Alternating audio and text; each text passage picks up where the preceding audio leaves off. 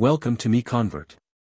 In this tutorial, I will show you how to convert SAT files to 3DM format, completely free and online.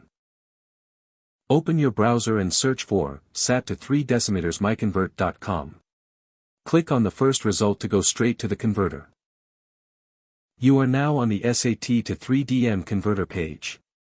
The interface is clean and easy to use. Let's upload a file. Click the Choose File button. A file picker will open. Select the SAT file you want to convert, then click Open. Your file is loaded and ready.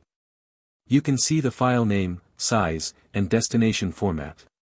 Click Convert now to start the conversion. The conversion is in progress. You can see the progress bar moving. This usually takes just a few seconds. Done. Your file has been successfully converted. Click Download to save the 3DM file to your computer. That's it. Visit MiConvert.com for more free conversion tools. Subscribe for more tutorials. Thanks for watching.